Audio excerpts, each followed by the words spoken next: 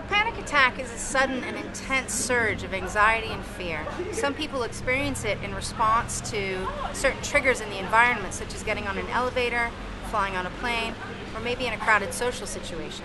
Other people experience panic attacks in response to absolutely nothing, just seemingly out of the blue. In both of these situations, what we know is that people have panic attacks when there's heightened amounts of stress, lots of pressure, when you're going through lots of life change. So during this period of time, there's this short block where you experience this surge in symptoms. A person might begin to feel pressure in the chest or tingling sensations in the fingers. You might have heart palpitations or feel quite nauseous or dizzy. You might feel a little bit out of your body, or perhaps even like your environment isn't real. And in this situation, we think to ourselves, what's happening to me? What's going on? We try and make sense of it. And in doing so, oftentimes we feel like we might be going crazy or losing control. Maybe we're dying. One of the most common conclusions that people come to is that they think they're having some sort of heart attack. And this is why you have so many people seeking medical assistance to find out the medical reason for their panic attacks. But as we'll discuss here, the cause of panic attacks is actually psychological, so it has more to do with what's going on up here.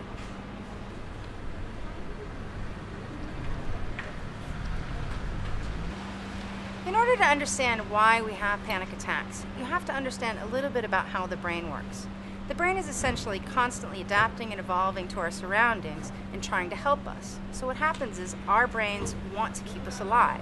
They're constantly scanning our environment, looking for potential threat to our organism, trying to keep us safe.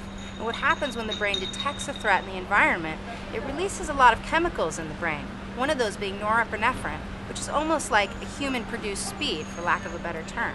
And what happens when that norepinephrine is released is we begin to experience all of those symptoms which I talked about before. It sets off our nervous system to go into this fight, fright, or flight mode, and we begin to experience the panic. Now, if we were living, say, in a more ancient world, maybe in the lives of hunters and gatherers, this would actually be really well suited, because what would happen is our brain would detect threat in the environment, say a lion or a competing tribe, and we would panic, and that would keep us alive. That would be a good thing. But what happens now is if you think about all the technological and industrial advancements that have happened within the last 100 years, the brain hasn't been able to adapt to keep up. So what happens is it actually is interpreting information in the environment as a threat to us, something that might kill us, which actually isn't really a threat to us. So even though we might get in the elevator and we know it's not, statistically speaking, going to hurt us, the brain doesn't know that, and it thinks that maybe we are actually being threatened. Or we're getting into an airplane and we think, well, we're not statistically speaking going to get hurt, we should be okay. Again, the brain sees threat. And this is why in these moments, in this modern life, it's releasing these chemicals and we begin to panic because the brain itself is having a hard time discerning between what is a real threat and what is not a threat.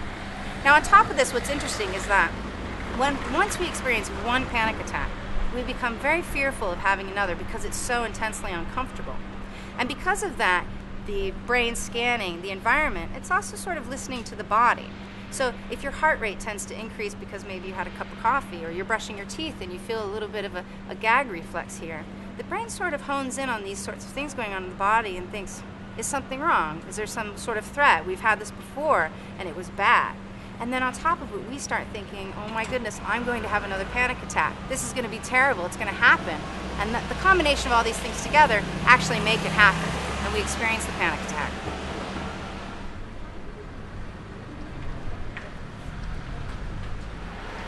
I can see how you might watch this segment and feel quite hopeless, because essentially I've talked about all these things that your brain is doing, seeing fear and detecting threat, that are seemingly out of your control.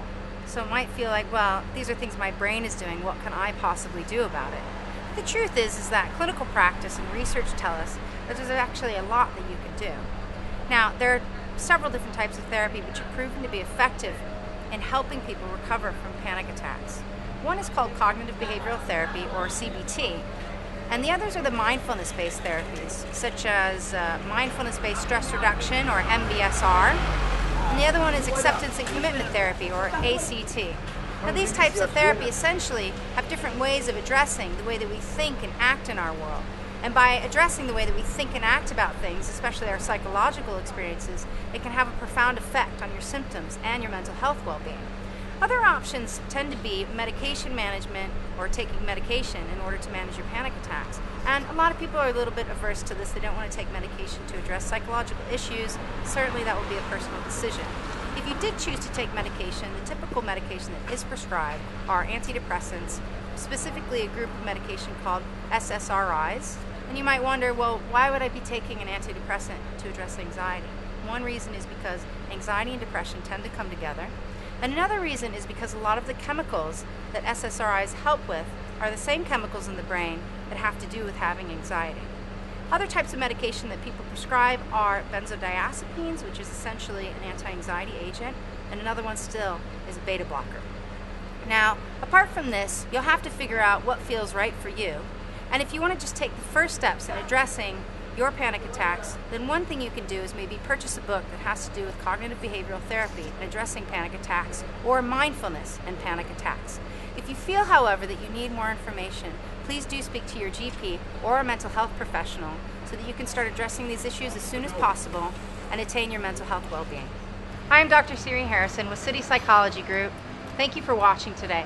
If you have any questions, please feel free to submit them to AskTheExpert at citypsychology.com. Thank you very much.